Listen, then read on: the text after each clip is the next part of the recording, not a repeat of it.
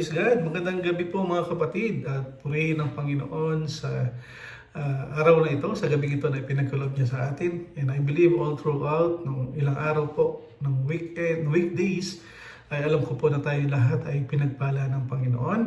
At sa mga sagot sa panalangin po na ating po mga natanggap, sa mga kapatid na galing ng bakasyon ay nagsipagbalikan na, at sa mga kapatid na patuloy na nakikita nila ang awa at biyaya ng Panginoon sa pagkilos sa kanilang buhay. Isa pong kagalakan sa gabing ito na minsan pa tayo po ay patuloy na sama-samang magpuri, magpasalamat sa Panginoon, makipagpanalanginan, panalangin natin ang bawat isa sa mga prayer points that we have later. After this devotion ay makikita din po natin. Sa ating pong lahat na nakaranas ng kabutihan ng Panginoon, ng kanyang awat biyaya, alam ko po tayong lahat ay merong gustong ipagbunyi, ipagpasalamat. And we call it sometimes worship. Let us worship Him in spirit and in truth. Katotohanan tayong lahat ay pinagpapala ng Panginoon. At sa gabi ito ay magpapatuloy po yung ating pong devotion series for this month. At ito po yung huling linggo about worship. At nakita naman po natin sa loob ng mga ilang araw ay ang mga kapatid ay naghanda ng kanilang mga devotion, si Kuya Alan, si Kuya Richard, about the importance of worship. At akin lamang pong ipagpapatuloy ang worship. At ito po ay mababalangkas natin sa Romans 12:1 and 2. At kadalasan, kapag sinasabi natin worship, since God is Spirit, so we need to worship Him in spirit and in truth. Tama po? Sige po, bago tayo magpatuloy, samahan niyo po ako sa isang maikling panalangin. Panginoon, dalangin po namin na pangunahan niyo nga po kami sa aming maikling pag-aaral about worship, turuan, at tulungan po kaming maintindihan po namin ito at maisa pamuhay din po upang patuloy kami na kumilos, gumawa, ano man ang aming gagawin, do it all for the glory of your name. Override my preparation and bless this night. Maayos na connection sa mga kapatid namin. At ang inyong lingkod, Panginoon, ay itagong po sa likod ng iyong krus. Patawarin mo kami sa mga pagkakasalang aming nagawa at samahan kami at banal na Espiritu, malaya ka pong kumilos sa aming kalagitnaan sa pangalan ni Jesus. Amen. Okay, doon sa next slide, we will call our devotion about spiritual worship. Okay, so spiritual worship, dito makikita natin si Apostol Pablo nung sinulat niya yung libro about Romans, ay ipinakita niya dito yung doktrina ng kaligtasan. At ipinakita niya rin dito kung ano ang ibig sabihin, kung paano tayo, ano yung paraan para tayo ay lumapit sa Diyos sa pamamagitan ng pananampalataya. Ngayon tayo po ay nakaranas ng kaligtasan mula sa Panginoon, paano naman po tayo magre-respond sa harap ng Diyos? At ang sinasabi doon sa ating talata mamaya ay yung God's great mercy to us. At dito natin makikita na katulad po ni Apostol Pablo, na kahit po siya ay tinawag ni Jesus directly to proclaim the gospel, siya rin po ay tumatawag sa ating Ama na Ama. At yung sulat po ng Apostol Pablo sa kanyang mga libro, sa mga books of the Bible, sa New Testament, ay he always appeal doon sa spiritual sibling, so yung mga kapatid sa pananampalataya. At ito nga po yung tinatawag natin brother and sister in Christ. Katulad po ni Apostol Pablo, tayo rin po ay makasalanan. Tama po? Tayo rin po ay beneficiary o tayo po ay pare-parehas sa tumanggap ng biyaya ng Panginoon na hindi naman tayo karapat-dapat. Pero binigyan tayo ng Panginoon ng biyaya, ng kaligtasan sa pamamagitan po ng ating faith in Jesus. Kaya naman, kung tayong lahat ay tatawag sa Kanya ng Ama, siyempre, tayong lahat ay magkakapatid sa Panginoon. Tama po ba? Sa next slide, mababasa po natin doon sa Romans 12:1 ay sinabi ay ganito. Romans 12:1, I appeal to you, therefore, brothers, by the mercies of God, to present your bodies as a living sacrifice, holy and acceptable to God, which is your spiritual worship. Dito natin makikita yung essence ng inner worship. Ito yung makikita natin, meron kasing dalawang klase, no? Meron tinatawag tayong inner worship at meron naman tayong tinatawag na yung outer o yung in public worship na ginagawa po natin. At ito po yung tinatawag nating daily acts of love, obedience. At sa gabing ito ay pag-uusapan natin ano ba yung tinatawag na spiritual worship na sinasabi ni Apostle Pablo sa Romans 12:1. At dito natin makikita na tayong lahat ay dapat, di ba, doon sa mabuting balita ay supposedly tayo yung mamamatay sa ating kasalanan, but Jesus Christ died for our sin. Supposedly tayo lahat ay paparusahan sa ating mga kasalanan, but Jesus took all the punishment sa ating mga kasalanan. Therefore, lahat tayo ay hindi deserve to have the mercy of God. But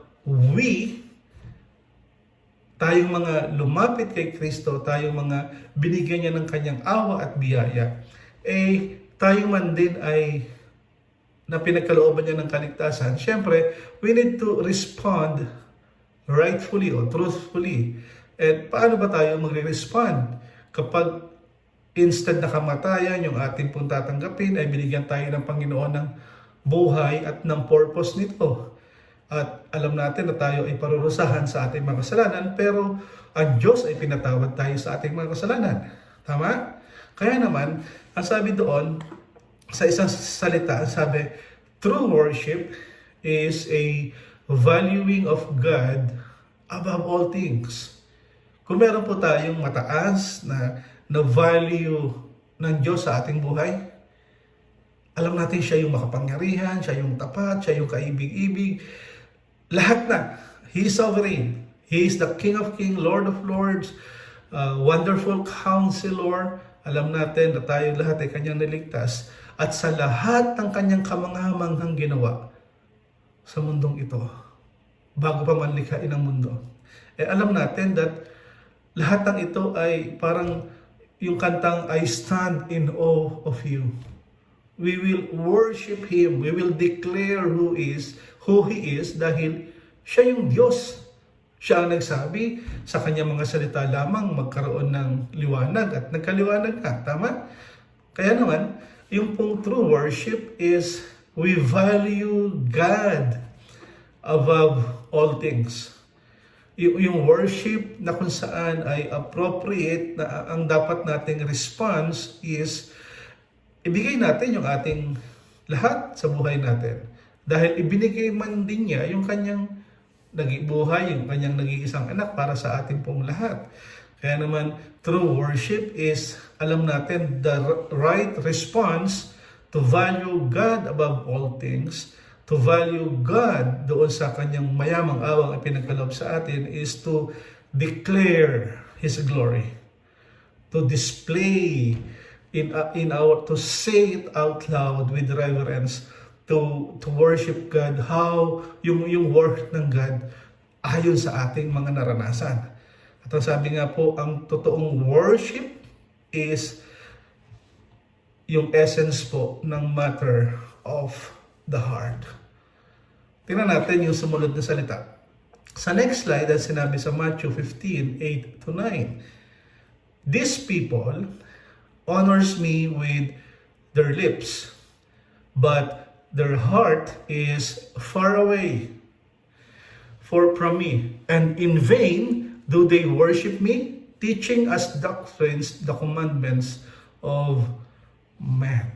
Alam natin, meron tayong tinatawag na inner essence of worship at meron tayong tinatawag na external expression of worship. Di ba sabi doon, no? These people honors me with their lips, pero yung puso nila is far from me. Mga kapatid, tayong lahat ay we can do as many good deeds inside the church. And yet, hindi ito yung totoong worship. It is your service to the Lord. Nakukuha po? Hindi dahil ikaw ay nagpakanta, nagmensahe, ginagamit ka sa mga instrument, hindi dahil ikaw ay parang pinuno ng isang iglesia, mas totoo yung pagsamba mo. Hindi po. Lahat ng ito ay mabuting gawa dahil tayo ay naligtas na. Pero yung true worship, it has something to do with my heart toward God. Nakukuha niyo po?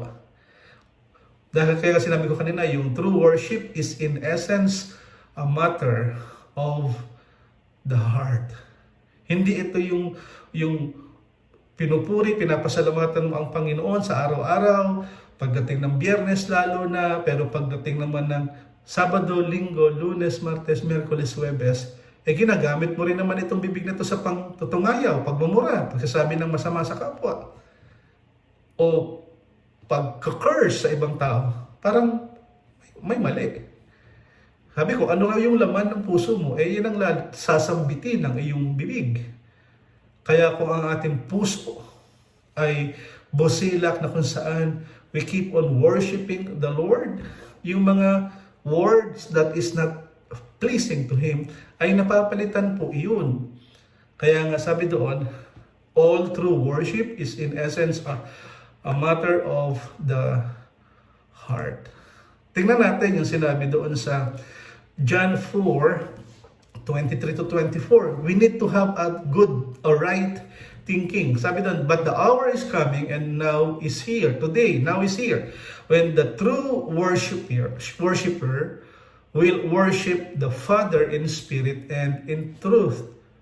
For the Father is seeking such people to worship Him. Seeking such people to worship Him. Now,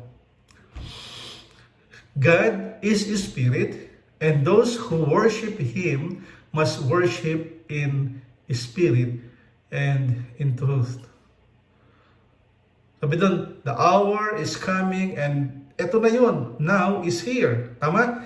Hindi yung bukas, kundi yung ngayon. At kung tayo po ay sabi doon, tayo ay true worshiper ng ating pong Ama sa espiritu at katotohanan, ang Ama ay nakamasid. Sinisik niya yung mga taong merong puso na kung saan gustong i-declare yung kadakilaan niya. Purihin ang Panginoon. Gawin yung mga bagay na kung saan sino si Jesus sa buhay niya. We are declaring the value of God.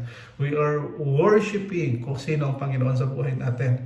Dahil ang Diyos ay Espiritu at katotohanan, then we must worship Him also in Spirit and in truth. At makikita natin dito, kung ano nga po yung laman ng ating puso, yun din yung lalabas sa ating bibig. Kaya naman mga kapatid, sa ating pong pagpuri sa Panginoon, hindi po dapat nagkokontrahan yung ating laman ng puso at yung sinasabi ng bibig. Lagi po yan merong yung harmony somehow sa buhay natin. Sa next slide, ang sabi doon, Isaiah 40:28. Do you not know, have you not heard? The everlasting God, the Lord, the creator of the ends of the earth, does not become weary or tired. Hindi siya napapagod. His understanding is inscrutable, unfathomable, hindi kayang sukatin. At sinabi doon sa Psalm 145 verse 3, great is the Lord and highly to be praised, and His greatness is unsearchable. Yung pong ating worship, hindi po ito nakadepende sa ating emosyon. Tama po? Dahil kapag nakadepende sa emosyon, pag malungkot ka, I will not worship the Lord. Bakit? Malungkot ako. Meron akong kaaway. Hindi mo na ako magpupuri sa Panginoon. Minsan sabi nga, tayo yung lumalayo sa Diyos at ang Diyos lang naman ay nandiyan. Ganon din naman ang kanyang kadakilaan, ang kanyang pangunawa. Hindi siya napapagod. Kaya dapat lamang natin siya ay purihin, sambahin at dakilain. Kaya nga po, since hindi nakadepende sa ating emotion, yung ating pong worship, Dahil po, yung ating pong worship sa Panginoon, it has something to do yung supreme value ng Diyos sa ating buhay. So kung ito ay hindi nakadepende sa emotion, okay, somehow ay dapat tingnan natin ano ba yung right understanding para tayo ay magpuri at magpasalamat sa Panginoon. Okay?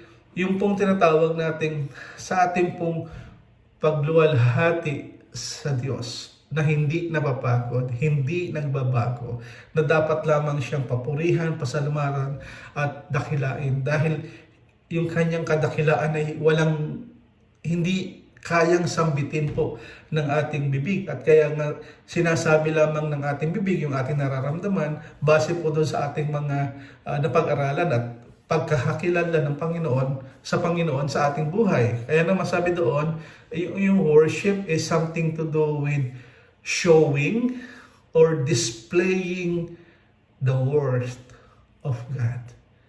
Tingnan natin sa next slide. Ang sabi doon sa dalawang acts ng worship. Una, yung acts of the mouth at pangalawa is acts of love with the body and the hands and the feet. Okay, ano yung acts of the mouth? It has something to do with acts of praise, acts of repentance in worship service, yung ginagawa natin sa life group, yung ginagawa natin sa yung panambahan kada Biyernes. This is act of the mouth. Ito po yung sinasambit ng ating mga bibig kung gaano katakila ang ating Panginoon. Yung isa naman is the act of love with body, hands, and feet.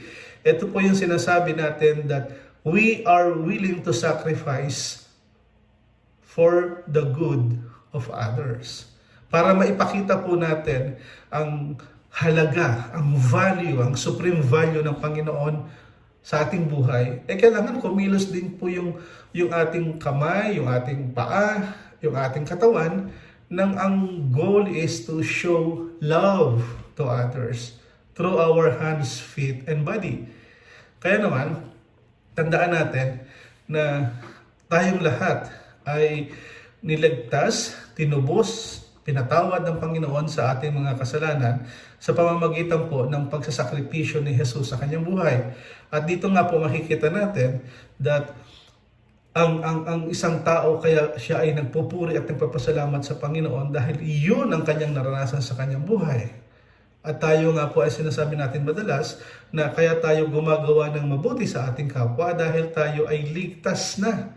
Hindi tayo gumagawa ng may pag-ibig na kung saan gamit ang ating hands, feet, and heart and body to worship God. Ginagawa natin to dahil tayo ay ligtas na. Di ba sabi doon, in everything you do it for the glory of God.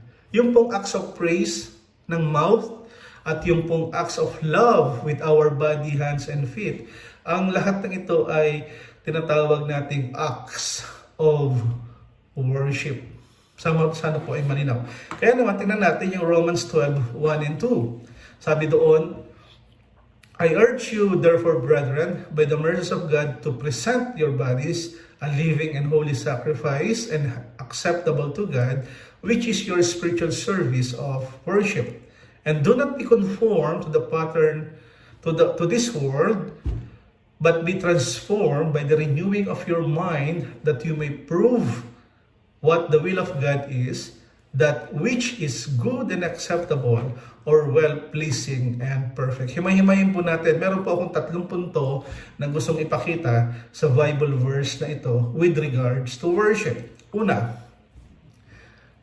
tingnan natin yung naka-highlight. Mercies of God. By the mercies of God. Siyempre, pag tayo po ay nagbibigay ng ating pong papuri, pasasalamat, pagluwalhati, pagdakila sa ating Panginoon, ang ating pong motivation is, kaya ko ginagawa ito dahil sa kanyang mayamang awa na ipinakita sa akin. Pag sinabi pong God's mercy, makikita po natin dito, pinagkalooban tayo ng Panginoon even though we don't deserve ang lahat ng ito. Ano yun?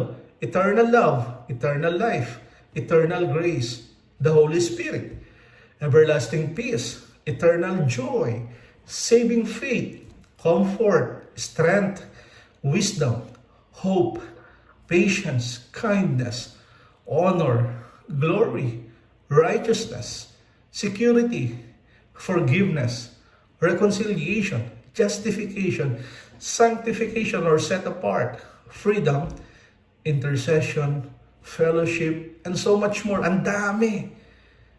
Lahat ng ito dahil sa mayamang awa ng Diyos sa iyo at sa akin. That is my motivation to worship Him. By the mercies of God. Nakukuha niyo po? Lahat ng meron tayo ngayon, it's not about our works. It's about the mercy of God. Yung family, career, yung sahod, trabaho, nasa ibang bansa ka, maganda yung tirahan mo rito, naka-aircon ka maghapon, may kinakain ka sa tama sa oras, nabibili mo yung gusto mo.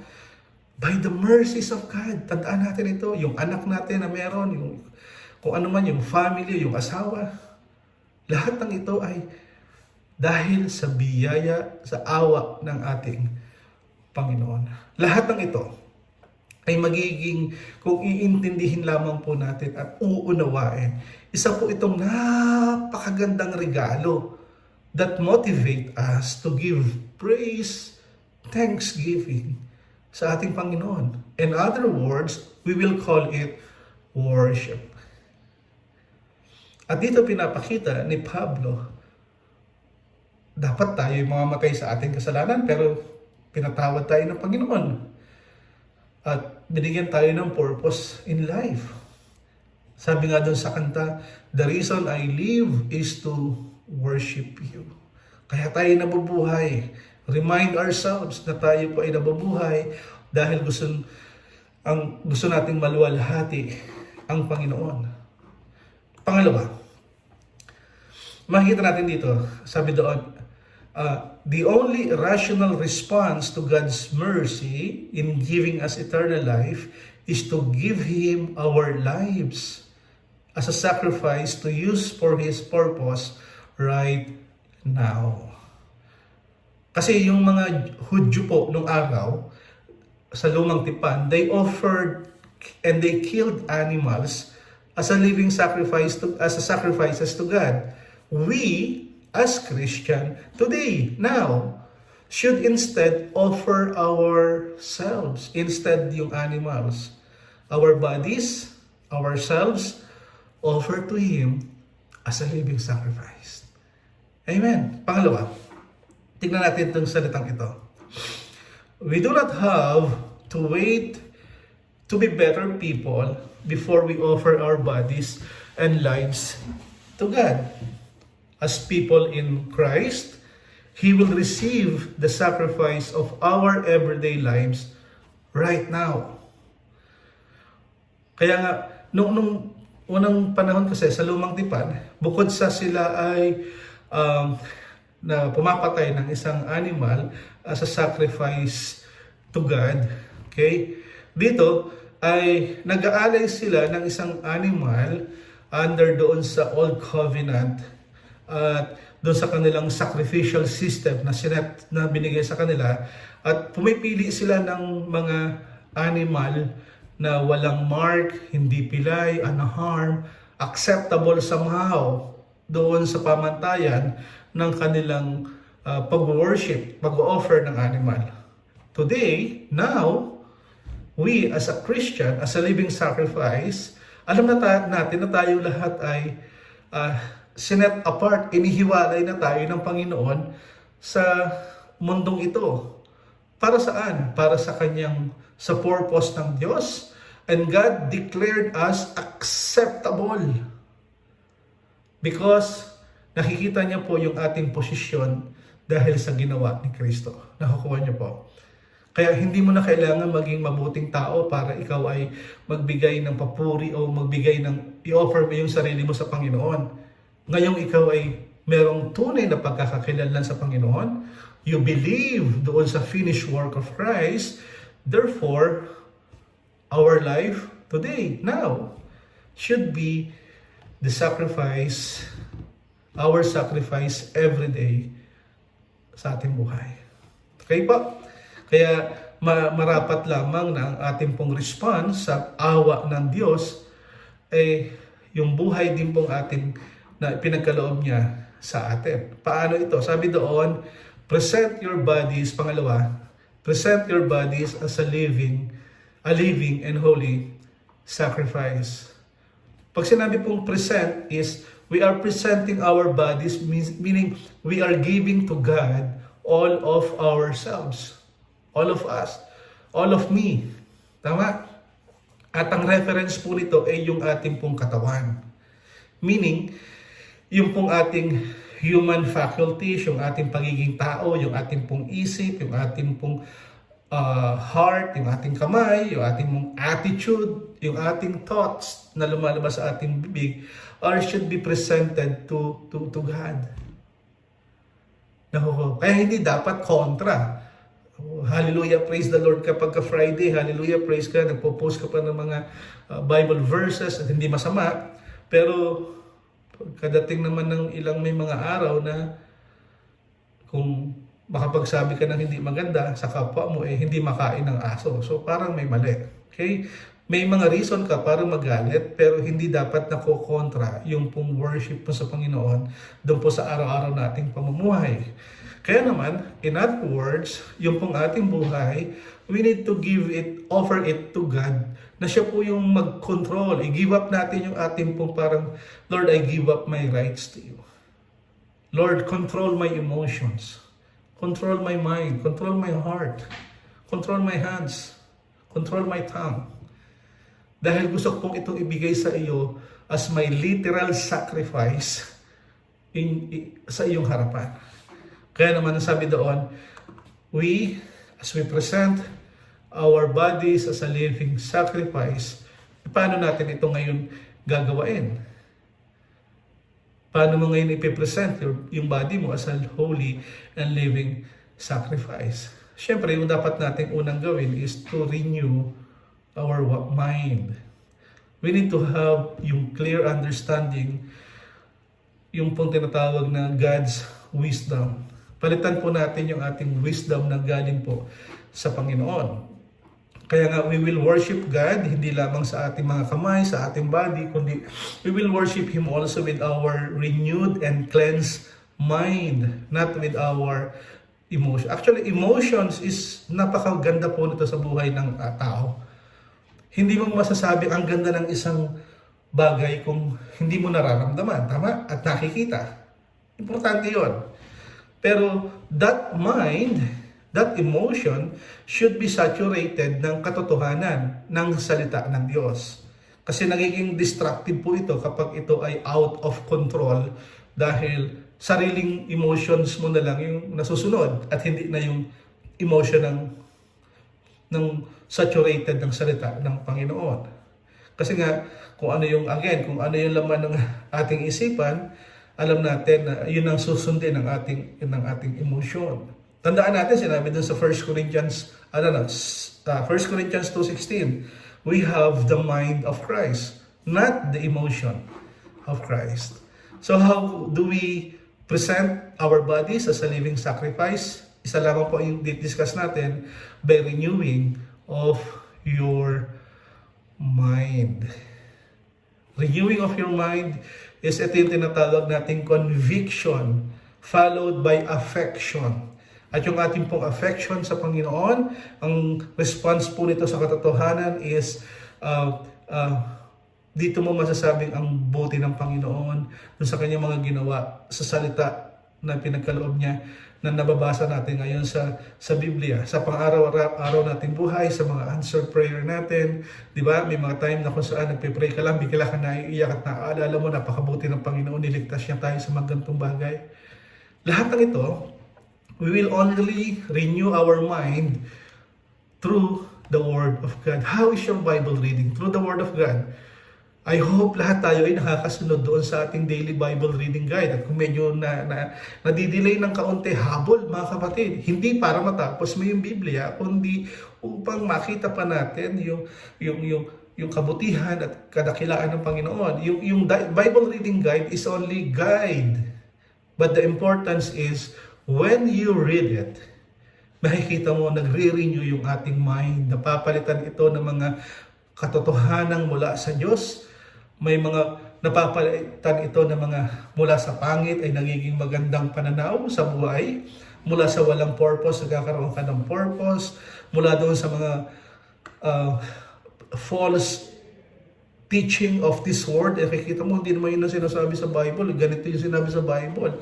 Lahat ng ito ay nakikita natin by renewing of our mind through the Word of God. Okay? At may mga pagkakataon na yung pinapakinggan po natin, sometimes music has nothing to do with worship. Kahit pakinggan mo ng buong araw, kahit nagtatrabaho ka, nakikinig ka ng worship song, hindi po ito yung worship. Yung music na pinakikinggan natin cannot produce worship. But it can certainly produce emotion. Di ba? Pag kami narinig tayo ng magandang lyrics, naiiyak ka na, tulo pa yung sipon at luha, talagang hihinto ka sa tabi ng kalsada kung nagmamaneho ka dahil yung emotions mo na-touch eh. Okay? Tandaan natin, music is not the origin of worship. Pero ito po ay isang ekspresyon ng worship. Huwag po tayong maghanap ng mga music na kung saan, ito yung kakantahin ko, ito yung papakanta ko para umiyak yung mga kapatid. Hindi po. Music, okay, is simply an expression of that which is induced by a heart, at ito ay makikita natin sa awa at biyaya ng Diyos. True worship is obeying His command through His word. At ano yung mangyayari bago tayo magtapos? Sinabi dito, transform, renewing your mind, that you may prove what the will of God is, that which is good and acceptable or well-pleasing and perfect. Alam natin na sa mundong ito ay wala tayong mapupulot na maganda pagdating sa katotohanan mula sa Biblia. At minsan ang pamantayan po natin ng worship is may mga malalaking churches na kung saan pinakanta ito sa malaking churches, ito rin yung papakanta ko para parang ganito kami. Hindi po. Worship, it has something to do with viewing this as a God's mercy, grace of God, forgiveness of our sin.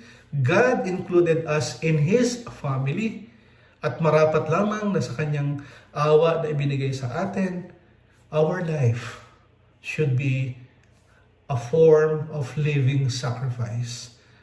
Sabi nga, ultimo yung ating hininga is also a sacrifice to God. Huwag po nating hanapin sa mundong ito, huwag nating parang habulin yung pleasure, yung possession, yung status, and stop being like everyone else. Gagayahin ko si, gusto kong maging katulad ni. Hindi po. Okay? Let us transform our mind from inside out. We should have a change. Magkaroon tayo ng pananaw o bagong pananaw o binagong pananaw sa ating mga pag-iisip. Tayo ay nilalang ng Diyos, ang ating buhay ay para sa Diyos. I want to worship Him. Therefore, renew your mind. Baguhin mo yung pag-iisip mo. Set your mind. Renew your mind to understand God's will for you. At pag naintindihan mo ito, sabi doon, ang lahat ng ito, that you may prove the will of God is good, acceptable, or well-pleasing and perfect. Kaya mga kapatid, ano ngayon ang gusto ng Diyos sa ating buhay? Ano ngayon ang mabuti at katanggap-tanggap at para saan ang buhay kung ito? At sinasabi nga, kung ito ay para sa Diyos, ano yung dapat kong gawin? Sabi sa Biblia, sa next slide, sabi John 4:24, God is Spirit, and those who worship Him must worship in spirit and in truth. True worship is God-centered worship. Maraming tao ang they tend to parang, ito yung dapat natin gawin kasi ito yung dapat natin kantahin, ito yung dapat natin pakinggan, ito yung dapat nakilos natin, ito yung dapat na isuot natin. Lahat ng ito ay panglabas. True worship is God-centered worship. Huwag tayong mag-focus sa mga bagay na nakikita ng tao. Because God is spirit and truth, therefore, check our heart. According ba ito sa design ng Panginoon? In our worship, we need to include prayer, fasting, Bible reading. We need to have an open heart. Let us sing, mag-participate tayo sa communion, serve one another, share the gospel. Hindi ito na limited lamang kapag Friday. At alam natin, kung meron tayong tamang pananaw, tamang puso, tamang attitude, tayo ay pagkakalooban ng Panginoon at ipagkakaloob niya yung ating buhay to share His goodness sa tamang tao, sa tamang oras na makapakikinig nito. True worship is valuing of God above all things. Siya lamang po ang ating pong dapat luwalhatiin sa sambahin. Pwede rin tayong mag-worship in public to praise God. Hindi po masama yung ginagawa natin kada Friday. Pero kung tama yung ating puso at isipan sa Panginoon, yung ating purpose, yung ating pananaw, alam natin, in congregational settings, kasama rito yung prayer, praise, adoration, yung thankfulness, at lahat tayo ay nagdi-declare kung sino ang Panginoon sa buhay natin.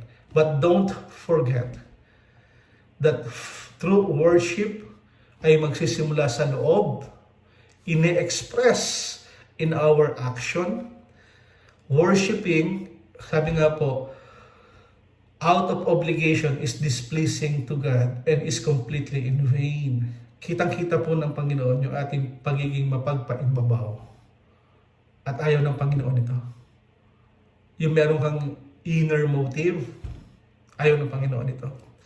At alam natin that sa Biblia ay maraming example when people, they offer their lives as a living sacrifice to God, meron pong mga magandang nangyayari. Nawa, sa gabing ito, sabi nga doon, true worship is not confined to what we do in church or open praise. Lahat ng ginagawa po natin, especially pagka Friday, are good. Okay? Mainam po yung ginagawa natin. At sinabi naman sa Biblia na dapat natin gawin ito. When we are worshiping in congregation, we need to worship Him katulad ng ginagawa sa natin sa church. At tandaan natin itong bandang huli. True worship is the acknowledgement of God and all His power and glory in everything we do. This is our highest form of praise and worship, and that is the obedience to Him and His truth. Tandaan natin, worship is to glorify and exalt God, to show our loyalty and admiration to our Father. Nawa mga kapatid, sa gabing ito, patuloy natin maunawaan ang kahalagahan po ng tamang pagsamba sa Espiritu at katotohanan. Makita nawa nating lahat na ang tunay na satisfaction is to have Christ in our lives. To have satisfaction sa buhay na ito ay maipakita po sa ating mga buhay, sa ating mga bibig, yung tunay na pagsamba. At alam natin that when we offer our hands, feet, body as a living sacrifice, and we are doing good to others for the sake of Christ, ito yung hinahanap ng Panginoon. Nawa sa gabing ito, makita ng Panginoon ang ating puso. At kung hindi ganito ang iyong puso, why not ask the Lord, Lord, I want to worship you in spirit and truth. Here I am. Help me to worship you in spirit and in truth. Tayo manalangin. Panginoon, salamat po sa aming maikling devotion about worship. Turuan, tulungan po kaming lahat. As we worship you, as we glorify you, Lord, have mercy on us. Teach us what to say and not to say. At makita nawa sa buhay namin ng bawat isa sa amin. Yung Kristong nasa aming puso na binago mo po. At maging isang mabuting hain po kami. Haing handog sa iyo. At sa mga taong makakasalamuhan namin, naway makitaan din kami, Panginoon, that we are ambassador of Christ. We are your representative to this earth. May our mind, our heart, our emotions, our body, may pamuhay nawa po namin according to your truth. In Jesus' name we pray. Amen. Praise God mga kapatid. Isa pong kagalakan na muli ay makasama kayo sa gabing ito. At bukas po ay sama-sama nating purihin at sambahin ng Panginoon sa ating pong worship service. God bless po at maraming salamat. Good night everyone.